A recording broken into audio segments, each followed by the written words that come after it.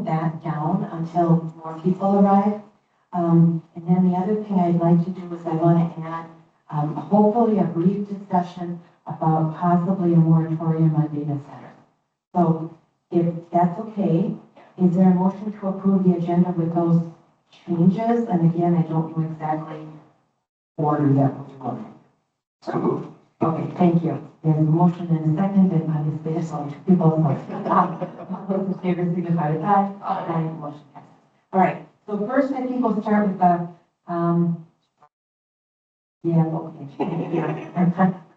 running ahead here. So this is a regular work session for the City of Minnetrista City Council, July 20th, 26th.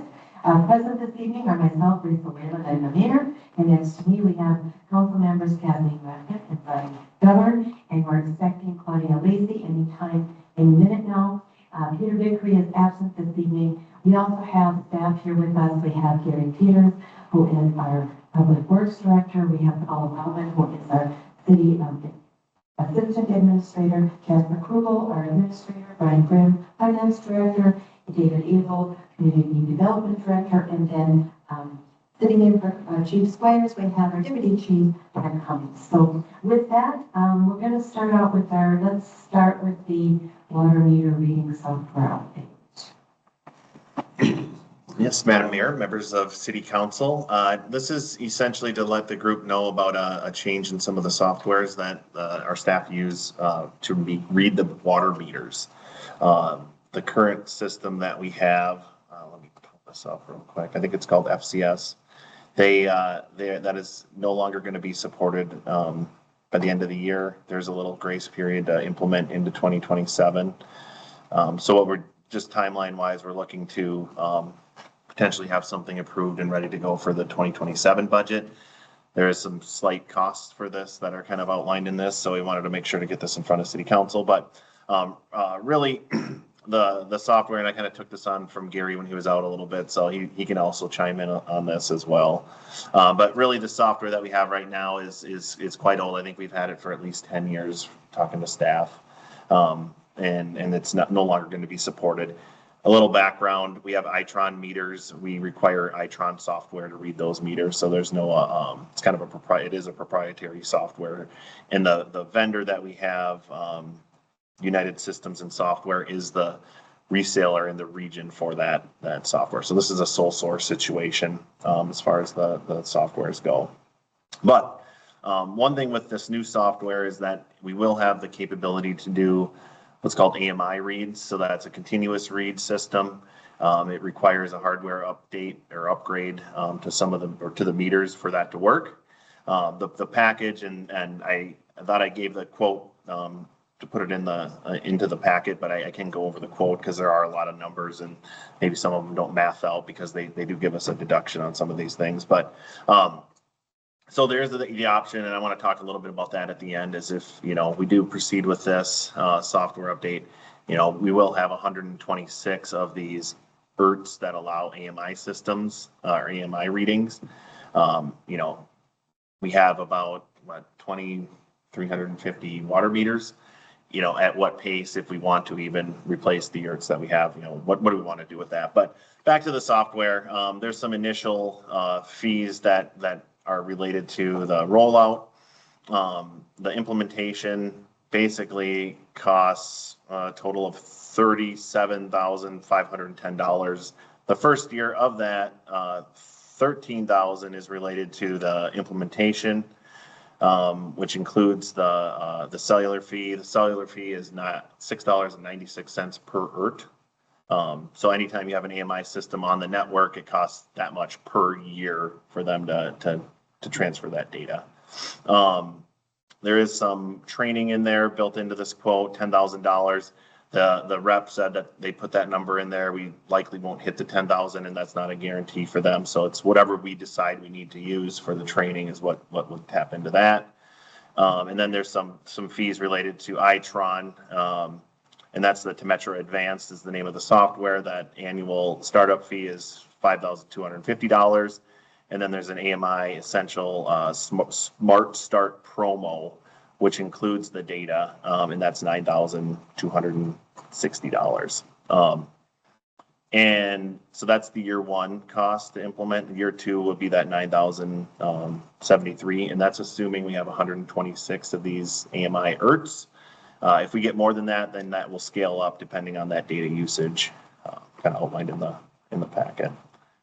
So just kind of to get in front of you, the idea would be maybe in September, October, we bring forward the agreement to proceed with this with the group, and then we can implement in 2027 when that becomes goes out of support. So it's going out 27, because on mine it says it goes out December 31st, 2020. Yeah, I don't know. I mean, I'm going by what the rep is telling us. Once they can identify excess usage, is that identified for the city or is that subscriber? So the plan that we would have through this Temetra program would be to the city, and then the city could then reach out to the individual user. So there's an upgraded, more expensive plan that gives a portal to the user, and then they can set up their own alerts and get alerted if they exceed a certain amount of usage per day or something like that. For installing these, would we need access to the inside of subscribers' homes or outside? So Yeah, it would be to the inside of the home. It's just a plug into the meter and then replace it. So, Aren't meters outside? no. Yeah. So you'd have to go in there, and that's built into that, total $400,000 cost. That's to have an outside vendor do that for us at, I think about $45 per install. So there's an AMR system and an AMI system. Do we have to do the AMI system, or can we do the AMR system, or we can still do the drive-bys and read? You still have to do the drive-by, so you have to put them on the system. We just replaced a bunch of meters. Last year? Oh, it's been the last few years. Yeah. And those meters have been for 10 to 15 years, so those meters will still be, in use for the next 10 to 15 years. So we'll still have to do that as we move forward with all the new developments. That new meters will, anything we put in, just say the meters, the ERTs themselves, the readers, the transmitters themselves, all the upgrades are new ones. But moving forward, we'll have to do that. So eventually, we'll have to start replacing the other ones with, what time period they have not specified yet. I don't think what they said in the life of the actual old 100-watt ERTs that we have on there. So I think it'll be quite a few years yet to be able to go about that. So does it cost more to do the AMR and the AMI ones, versus just keeping AMRs only? No. Is that what that $105 was instead of the $135? Yes. So the 100-watt ERT is the $105 one. The AMI compatible one, I don't know what the wattage, if it's $135. So that's the difference in price. We don't have to do any conversion if we don't want to. So it's just something that we could do for maybe some of our problematic meters that we have that would be helpful. It comes with the software. It just, you have two different dashboards, one's for the AMI, one's for the AMR, but they both read at the same time and send it to our utility But we billing. have to do the software. We do. No matter We what. do the software, but we don't necessarily need to do the cloud-based reading, the data, the cellular reading ones. We can keep it with the ones that do the drive-by. And any of the updated meters that we're putting in, any meters now, it's just similar, I keep saying meters, I should say ERTs that are put in with the meters. That is all billed through the builders, so I mean, there's no upfront cost to the city. We would just increase the fee on that as we go, but any of the replacement ones, yes, there would be a fee for that. So, but we're gonna replace them anyways coming in the near future. There's still a bunch that are coming due. We stopped at 2016, I think, or 15 was our cutoff at the first time we did meters. So we'll have a bunch of meters still coming here in the next couple of years that we're gonna have to look at replacing, and probably 3 to 4 years, we're gonna look at replacing those because they'll be at their end of life. There's about 15 years, which we got out of this is the battery each one. So we'll still be looking at replacing a handful. I think we've replaced 1,600 or 1,400 the first time. We replaced quite a few of them. We just replaced a bunch of meters. Within the last few years. In 2023, yeah. Yes. Yeah. Eventually, we'll be looking at doing scanners. I guess it would be nice. It wasn't quite a few, but it wasn't But it was, we over did, sequential or whatever. Yeah. Yeah. not all in Yes. one Yeah. year. Phase. Yeah, it's like 3 years of budgeting. Yep. So with the cloud-based system, what security measures are in place on that to make sure people can't like hack in and do things and get to it? Basically, who keeps control of that? Who has access? Who's responsible if something does get hacked into? What happens with that? Yeah, so as far as who has access to it here, it's really just one person. As far as what their protocols are for cybersecurity, we can ask them that question on their end for Itron, but it all lives in the cloud. So there's no software here. There are no data that's stored here locally. Do we have a backup plan if, these subscribers, that don't need power replacing? Or they don't want the cellular connections? Yeah, in the previous town I lived in, I was supposed to replace the meters over 2 years, 7, so company both were. Well, they should one or two. Exactly. Right.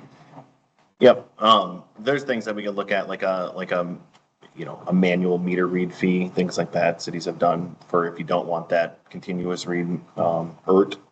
You could do that where you basically send somebody out or keep them on the drive-by system. We're gonna likely have the drive-by system for, I don't, depends on the pace at which we want to replace them, but probably for at least 12 more years. So they might just be able to not do their meter and let them go with the drive-by for as long as we can. We only had, I think, 3 or 4 homes that did not want the change over. We did work around. So, Yeah, that's I mean, we were fairly lucky that way. One of them was a allergy or whatever to RF rings, so that was one. And the 3 others were, we just don't want that in our house, so we have it outside. Actually, I think only one thing did manual read, the other ones we just put the reader out, we're outside the house, so it's not inside, so you had a piece of that. That's what we try to do with most of them. So, but the 3, I think we only have one that's manual read. That was doing that. So, Yeah. So what do you think you want to do? All at once? I mean, half and half? I mean, I don't know. Or over a 3-year period, I mean, so we have to do the 37,000 by 27. It is, and one thing that I could ask is if we just don't want to do any AMI meters, we could just see what the software update. I think I can kind of figure that out from the quote that they gave me, that would just be probably with training, probably around $19,000 just to update the software, not get any of the ERTs, not have any data plan to start off with, so that'd be the bare minimum. Something like that, we could ask about that as an option. Yeah, Yeah, I think so. Okay. Considering that we have to raise our water rates Yeah, I significantly. don't. And then Charge more. Charge more for 500,000. No. Especially since we just replaced a good chunk of the water meter, so until we get another chunk that needs to be replaced, then increase, change out the equipment at that point versus spend less upfront. Since we're doing monthly billing, so at least we have monthly now versus Yeah. Sure. versus quarterly. Okay. And one option that you could keep in your back pocket if you have somebody come to city council and request a, reduction in their bill or whatever, you could say, hey, if you want, we can put one of these ERTs in and we can get you more continuous reading and, if that becomes an issue. But it, like you said, we won't have 3-month reads, we'll have monthly reads. So maybe find out from the vendor what it would cost if we just did it, Spots. Yeah, 135 a piece. that's it. Yeah. No installation cost. No, well, if it's just 1 or 2, we could probably coordinate that. It's just the mass quantities are challenging for the staff, Because I can but see if somebody, it's a snowbird, for instance, and they say, well, I'm gone for this, I do, I'd like to see my water usage on a weekly basis, so maybe then they could do that. yeah, so it'd be 135 plus the 696. That might be more because that's probably priced at a scale. So if it's just 1 or, so many. Okay, I can ask that question. Well, and if we do it on a case-by-case basis, the resident can always pay for part of it too. Right, that's what Yeah. I'm saying, it would be 100% of it, they pay the 135 plus the 690, whatever it is, and I don't know if it's possible. I don't think it is possible. I would highly recommend that, we look at the irrigation systems out there for the HOAs. The prime example is what happened with the pool. Yeah. They ended up with a very, very high bill due to a pure starving that they didn't know about. Right, So which this would have alerted them, alerted us, we could alert them, hey, you have an issue, could shut this off long for the bill tallied up to what they do. So, right. Just want to contribute to the water. Yeah, I think if we can offer it as an option to people, and they pay for it 100%, then I think that would be a good Yeah. option. The other thing to consider, like a little direction on, is for new home builds, after the software is installed, do we want to, on the new homes, have them put the new ERTs on versus the old ERTs? Will there be, Yeah, because Well, I that's just think they should feel a little bit for each herb because Yeah. it's not that much more than you had in already. yeah, right. I Yeah, think that's it fine. would make the most sense for Yeah, all on of the us, I mean, I'd like to have them. Yeah, Then we don't worry. Yeah. Yeah, that's fine. So it's got the kind of package is just the upgrade for the software, some training, and then what's the cost moving forward for just one off? We want to add one here, we'll add one there. Right. Okay. Yeah. And new ones. Yep. Yeah, okay. All right. All right. Then I'll bring that back sometime, probably September or October.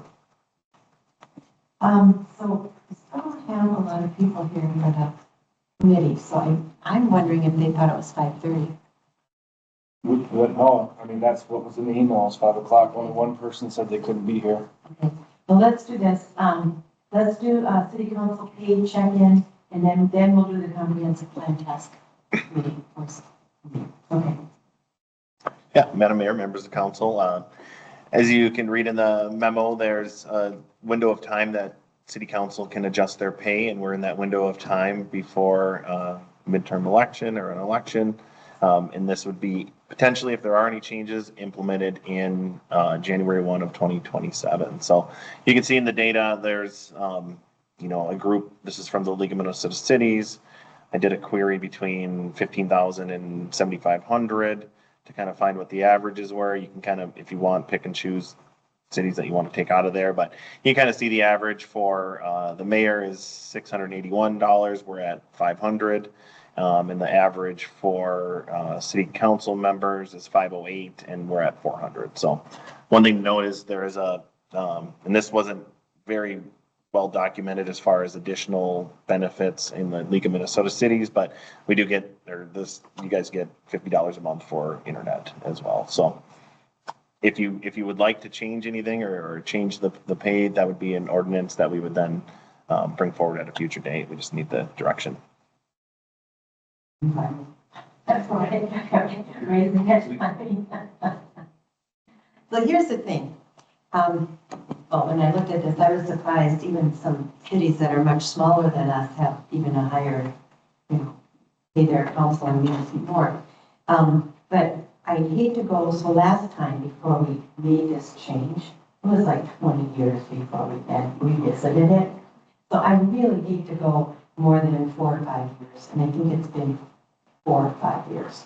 But what I also want to say is it's not just the time that we spend in meetings here or in committees, but it's also the prep time, and it's also talking with residents, and it's also going to events. But then in addition, it's a sacrifice that we make, being gone from our families on evenings and, not being able to be there for special events at times.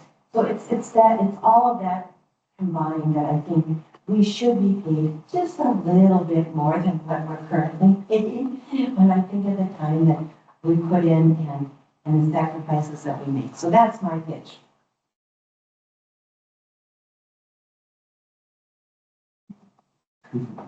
Well, I would love the money, I but, know I got paid when I ran, so. Yeah.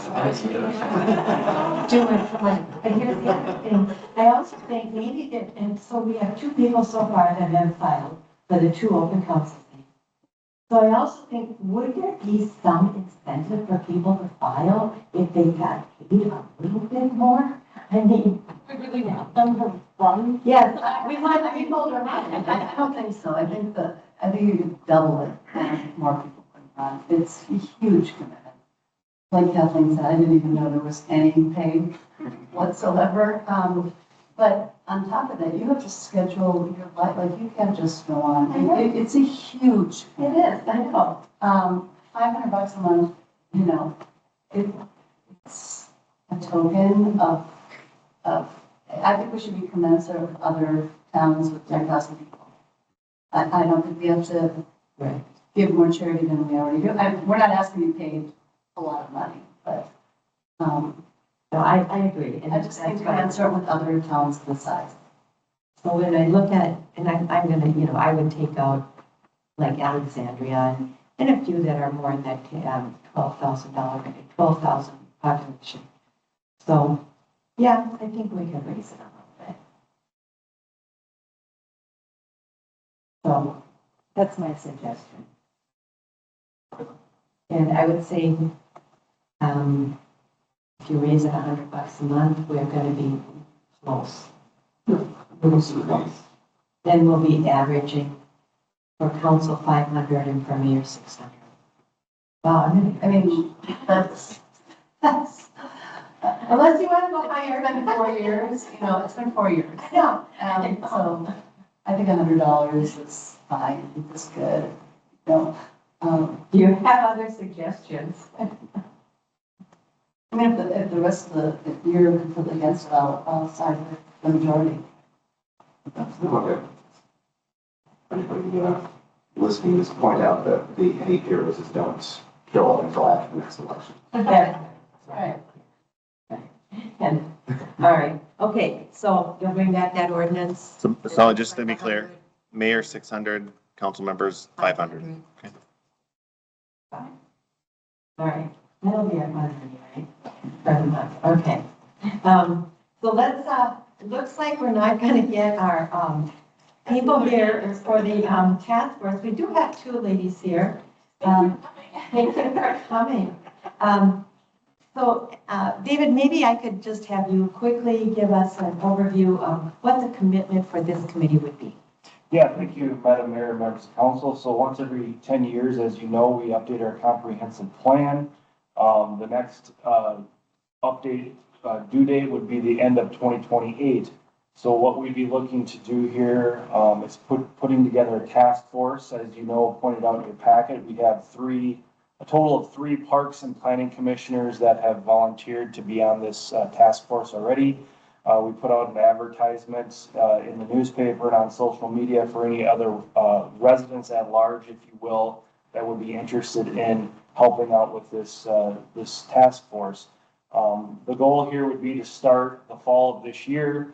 And what we're looking for from a commitment standpoint would be once a month, generally for about an hour. What we try to do is do it an hour prior to our monthly planning commission meeting. So for approximately an hour each month, starting this fall and all through next year, or until we get the plan done. Sometimes it can take a little bit longer, but generally speaking, we're looking at about a year and a half to maybe a little bit more is what we'd be looking to do. There may be a few additional meetings involved with that, some public open houses that they're welcome to attend. They wouldn't be required to attend, but certainly would be helpful if they're available to attend those types of things. And then possibly also a planning commission meeting, or maybe even a city council meeting here and there, depending upon which direction the steering committee goes or the discussion goes. That has happened historically when we've done things like this before. So generally speaking, like I said, pretty straightforward. Once a month for an hour or so is what we'd be looking at doing for around a year and a half or so. Okay, thank you. So we have two other women that applied, Marlene and Ubala. Is that how you pronounce it? No. Okay. And then we have Missy Greener. Okay. So all I'm going to do, I'm not going to put you through a whole bunch of stuff, but is this something that you think you can commit to, monthly meetings?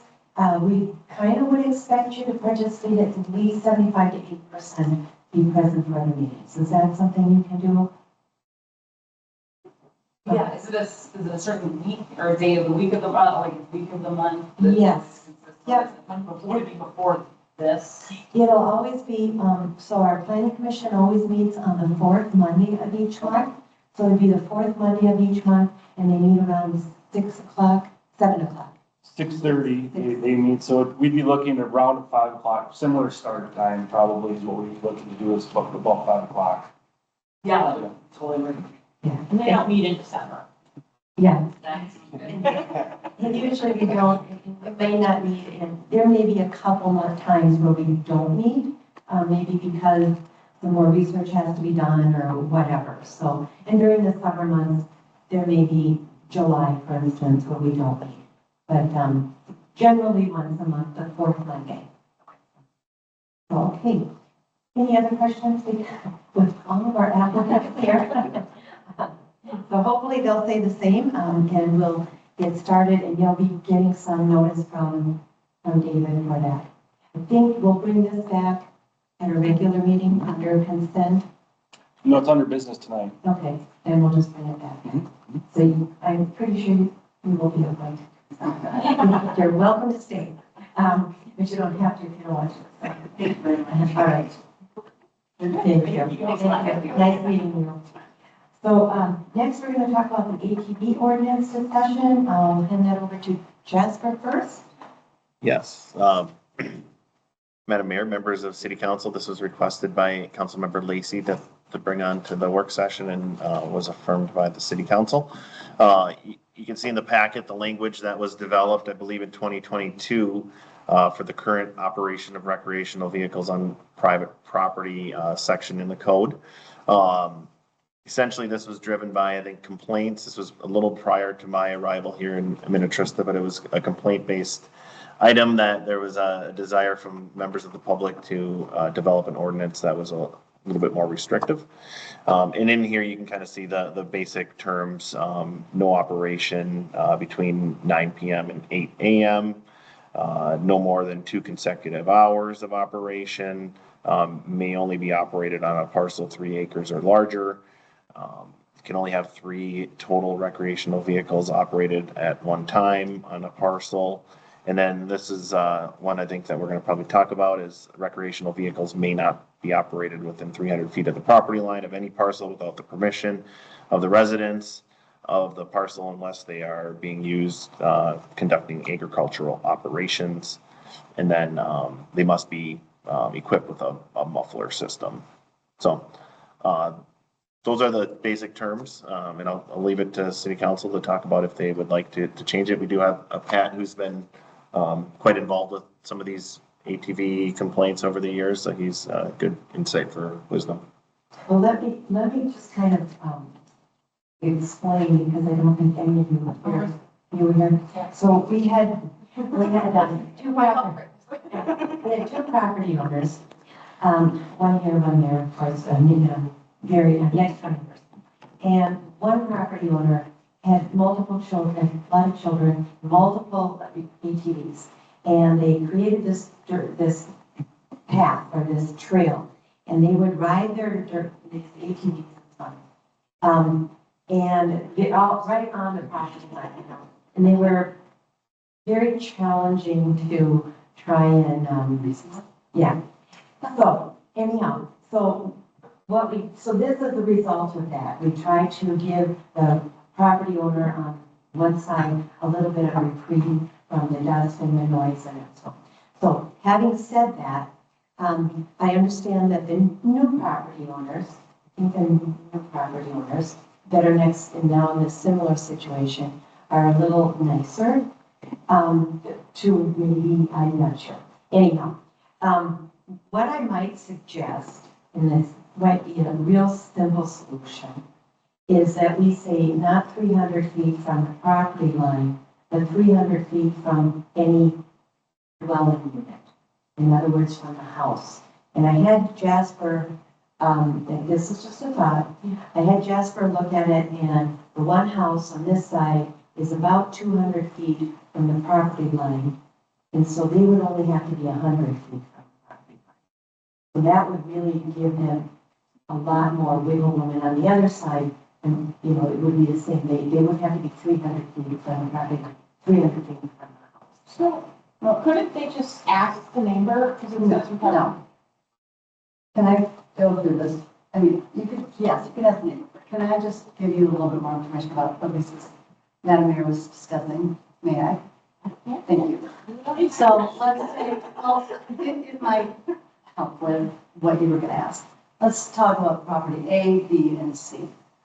Property A is 1 acre, and it's a strip, it looks like a racetrack that goes from the road down to the lake. Property B, Yeah, I mean, property B is the new property owner. Property C were the people that were tormented by their, which is like a 2-stroke, 4-stroke motorbike that these kids rode up and down this. So I completely understand why they have some reservations, and because it was horrible. But, Madam Mayor, if I may, the reason why I'm kind of passionate about this is because my lot, for example, is 150 feet wide.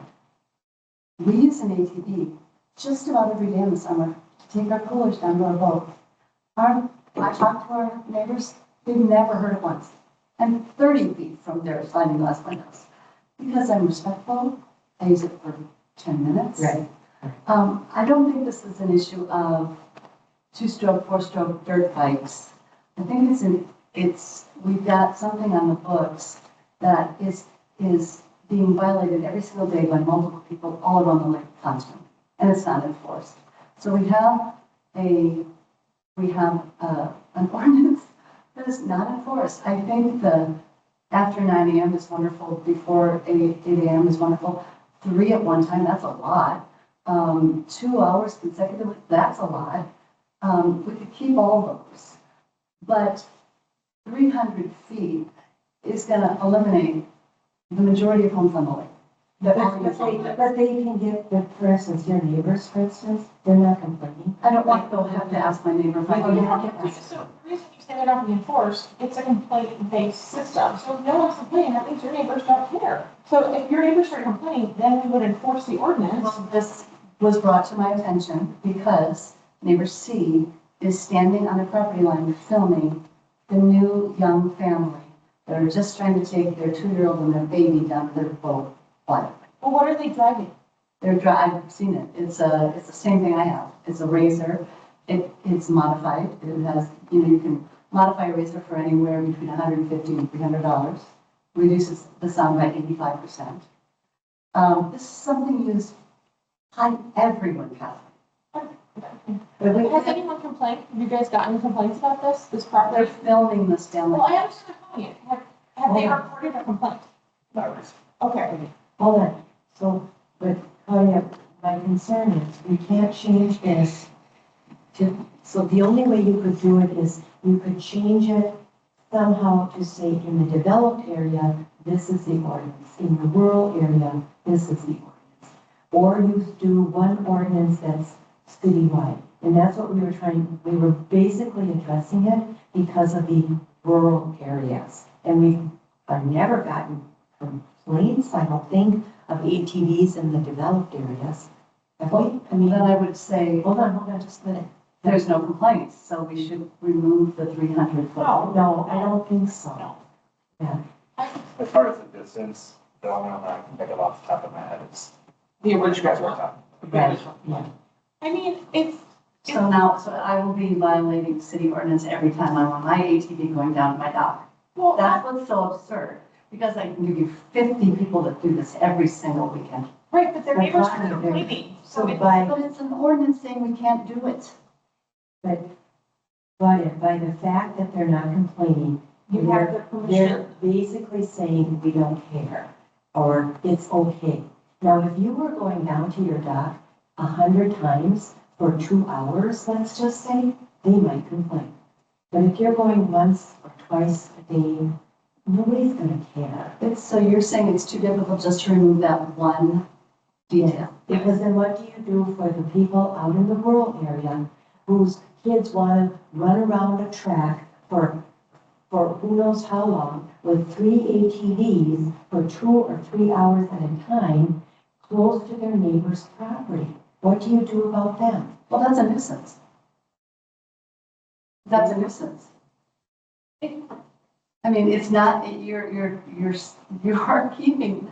But what you want to do is you want to change an ordinance. No, we want to change one aspect of For it. one property. No, for all the people on Lake Nobody Minnetonka else and is- around here that use their ATVs to get around their properties. But there haven't been any complaints. So Okay, then I'm gonna go get chickens and hope there is no complaint. I mean, I want to follow the rules. We amended that ordinance under discussion. The thing, again, I said this before, is we are a complaint-based system, and if no one is complaining, then we don't do anything about it. I don't think we should change this for that reason, especially. For the reason that it's constantly violated and we're not enforcing it. But the thing that's brought this up is this one family that bought the property now from the other family that was an issue. So this is what's triggered your interest in changing this. No, what's triggered my interest is I use an ATV every day to go down the dock and I didn't realize this. And I don't want to be a council member that shouldn't be putting our coolers on the ATV and bringing your kids down to the dock. I'm violating it. If there's no complaints, But then we can change the ordinance and we can say in the developed areas, if you use an ATV to go from your house down to your dock, you can do that. Yeah, we can just add that line in there. You can add that line in there, then you're not violating. so So then we add don't that have, as well to the situation with the Swansons. They can use their ATVs, that's what they're doing, they're taking their children down to their dock. and so here's the problem. So now, if you say in the developed areas, this is what you can do, but then we have all of the people in the rural areas that like to run around their tracks. They create, trails and tracks that they use, and sometimes it's 3 kids, sometimes it's 2, sometimes it's 1, for multiple hours. So, How many complaints have you received like that in the last, I don't know, 3 years, 1 year? not since we redid Not since the ordinance was changed. Your own complaints, that'd be 0. So we got 0. All right. Well, here's the thing, we changed it, and since then, we haven't gotten it. Well, I think this is absurd, and anytime someone gets a complaint about something in ordinance, we can come back and say, we don't enforce that ordinance, so don't worry about it. Anyhow, if you would like to change our policy, that would be a whole nother discussion. Our policy right now is we enforce our ordinances on a complaint basis.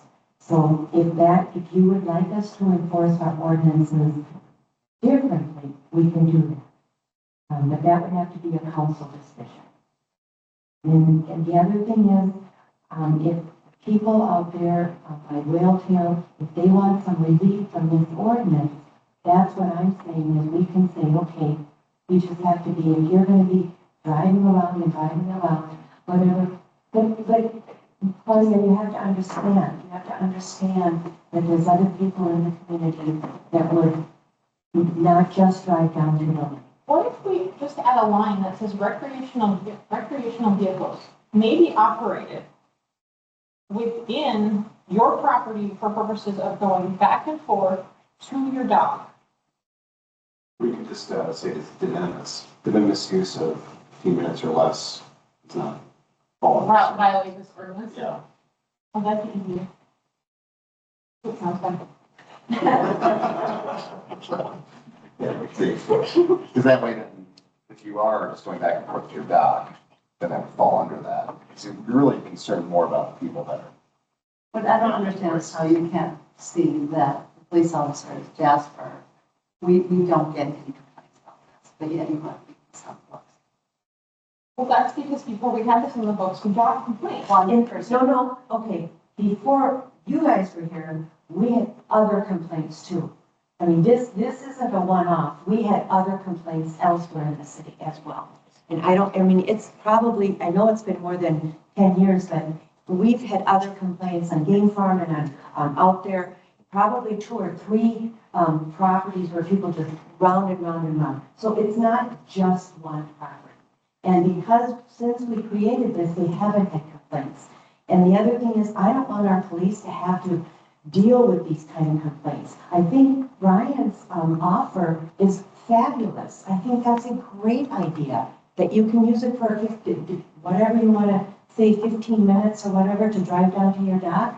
It takes you off the hook. It takes all of the people that drive their ATVs down to the dock off the hook. It just seems like that would be the best solution then. Yes. So I don't know that we can argue that that wouldn't be a good solution. Well, it's better than nothing. Okay, there you go. Yeah. But I think it's still absurd. Everyone's telling you this isn't an issue. We're keeping it. This is Minnetrista. ATVs are part of our life out here unless you live in Little Cove, on a lot of sides of my sons, you know, No, like golf carts are a problem. We want to add golf carts to this. It'd be great to ban those from the entire neighborhood. I would love that. maybe you should do that. Right, right now, let's try Okay, yeah, we already talked about the golf carts and we kind of, that ship has sailed us. So, if staff could kind of write in a small little, G that says that. G saying, or small, or just one up, or whatever, however you want to word it, they can come up with some good wording. That'll kind of fix that, and then if the neighboring property still wants to do more than that one trip down to the dock, or 2 trips, whatever it is, then they can come back and we can look at maybe they're 300 feet from our house.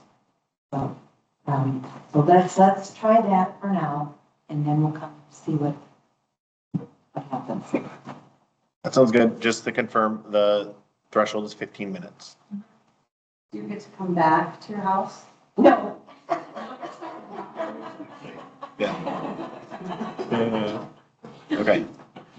Well, I mean, if you go from your house down to your dock, it's what, 200 feet? That's gonna take you 1 minute. Okay, but then you go out and then you come back. But let's take our next minute. You've got 13 more to go. And even if you forgot something and had to go back, it's just Make it 30 minutes. That's just absurd. Make it 30 minutes. You make it 30 minutes. 20. We're gonna do 20 minutes. There you go. About 20 minutes in a 1 hour period. So if you, I think in your case, you drive down to the dock, Yes. go out for 3 hours, then you can come back. Okay. Well, then you have to do 15 minutes in a 1 hour period. Is that what you want? 15 minutes in a 1 hour period, done. That's it. All right. I think it's a good compromise. All right. Then we have facility needs assessment updates. Real quick, since we're gonna run out of time, I want to just quickly talk about data center, moratorium on data centers. Is there an appetite for that? I think it would be really, really good. We don't have any applications in right now, but I also know that there's a lot of people out there that are very concerned about this, and I think it would be good because it would give us a chance to kind of create some ordinances restricting size and location and things like that. 100%. Yes. Okay, all right. So can you bring back on August 3rd, a resolution to put a moratorium on data center? I think it would data center applications or, you Yeah. know, That's pretty common that yeah. a Okay. lot of cities have passed I these. know Yeah. that, that's why I'm bringing it up. Okay. Now we'll move on to facility needs assessment update. All right, I'm just giving myself a note here that I didn't finish, so I'll do it here in a little bit. But, so the facility needs assessment, this is tied to the strategic planning session we had in February, and done a little research to see what other communities have done in our area regarding a project like this. And it turned out that Kraus Anderson, who I'm not recommending we move forward with, is just a baseline to see how much something like this would cost, because I've never done one before. Provided some information, so I kind of have a cost number in my mind, and so do you. And you kind of have a proposal from them that you could look at. But really, I'm looking at what are the next steps? What are the expectations from City Council as far as proceeding with this? I know I've had some questions from council members on this as far as scope and scale and things of that nature. So like that kind of pinned down as well if we do proceed.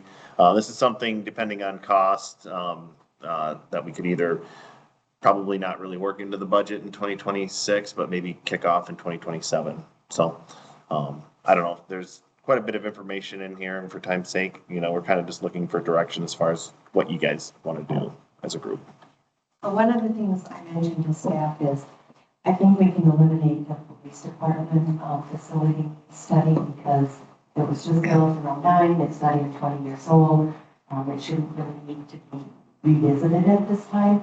And then I also thought, we can narrow down the scope of the city hall, because again, we're not gonna be we have enough space right now, it might have to be reconfigured or something, but I don't think we need to spend money on designing or figuring out what we need for city hall. What we do need to do is for public works.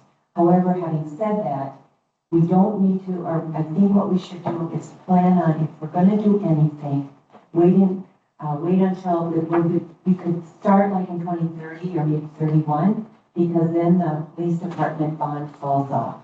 So then we could replace it with the public works bond. So but we could start in 27, kind of looking at it, thinking what we might want to do, getting some cost estimates, and then we could also start levying a little bit every year for the facilities. Not a lot, but if we're going to have to raise the levy for a bond, let's say by 100,000, maybe then for a couple of years we raise the levy by 50,000 or something. So then by the time we have to pay that bond, let's say, then we're already there with that money. We still have to bond for it. But I think if we kind of narrow that scope down, it'll cost less. And then, because I don't want to do a whole Police station, city hall, public works, that's just not, I don't think necessary right now. No, and if we're looking at making any major changes until 2030, I would say we just wait to do anything until like 2028 then. We could do that too. Because I mean, if we do it next year, by 2030, all the estimates and everything are going to be useless. And maybe what Brian can do is you could show us timelines in terms of payments and things, and then when a new bond would come online, would it be in 32 or would it be the same as 31? Yeah, just kind of how we'd structure it when when we need the money for the, any construction or major Right. upgrades. And then usually it comes online, a lot of times the next year. So if we start doing some improvements in 2030, it would be 2031 or 31 for 32 or whatever. And here's the other thing, I think right now it's what, 349,000 Yeah, a it's year for our 350,000 bond payment for the police department. And so let's just say in 28, or we could do it in 27, because then we have some estimates. And so then let's say the bond payment is 500,000 versus 350 that goes off. We can start levying maybe 100,000 for a couple of years.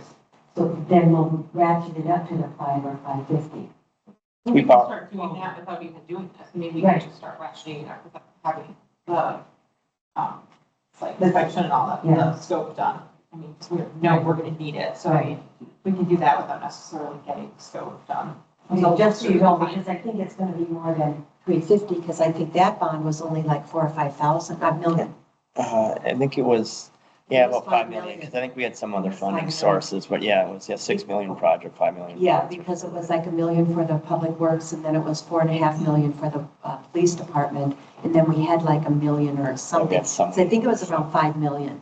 That's something, right? so in this would be substantial more, so we're, the bond payment would be higher. Yeah, so I mean, we can just start ratcheting up that Right. in 2027, yeah, 28, and then do the scope closer to what we actually want to start. Almost like levying some dollars set aside for this project. It wouldn't be a Well, it would debt be- levy it yet, would but it'd be a some debt dollars. levy. Or, Because, for instance, so we're levying 350 right now for the police department, knowing that we're going to probably having to increase that. And rather than having to increase it all at once, we can then, like in 28, levy an additional 50,000. Just setting that aside, and then, so now we're levying 450, right, or 400. And then the following year, another 50. So now we're levying 450. it might just be the semantics of, until you issue the debt, it's not a debt levy, but it's Correct. allocated towards Towards the, that. yeah, Stocking it yeah. somewhere else. Yeah, basically, it's just, Otherwise- I understand what what we'd be doing, but yeah, Otherwise, it's you be have more like the a logistics of 4% it. increase just for that. Yeah, that one trying to debt. ramp up and, Yeah. versus having. to Versus do- a 0.5% or Yep. a. Well, that'd be a good strategy. Okay. Anyhow, so we're looking at 2028. The one thing, if I may, Okay. the one thing I will bring up, and I know some staff have brought it up, and I know we've talked about it in the past, is the ADA stuff, Okay. at City Hall. But It's we're grandfathered in until we start construction on something, right? Like, potentially, or until there's a claim or somebody gets injured at our Okay. facility. So why don't we do this? Why don't we ask our engineer, I know they have architects and things like that. What would it cost for them just to do facilities, ADA compliant, report for this building? don't we know? I mean, the doors, the bathrooms, the walkway, like those are the big things, right? Council chambers, the front desk area. Gary, do you know? Well, yeah, BB, technically, what I do is BB access to the city hall, park, public works, here, front doors, yeah, the bathrooms. But we have to do both sets of bathrooms, because since we have public works bathrooms and regular, so it'd be 2 sets of bathrooms to do. So there'd be, So maybe what you could just do, yeah, but bring back, or maybe somebody can put together that list, and then also with some estimates, and then maybe we can start chewing off some of it. Do you have to do it all at once? I mean, you could do like, I think as long as we have a plan that goes a long ways. Okay. So so maybe we do that. we would likely need, I mean, we'll likely need to bring in somebody to help with prices and Right. things like that. So it's, and the big ticket items are the bathrooms, obviously, the front desk area. That's a big ticket item. And then here, this is a big ticket item. So those are the kind of 3 core areas that, Okay.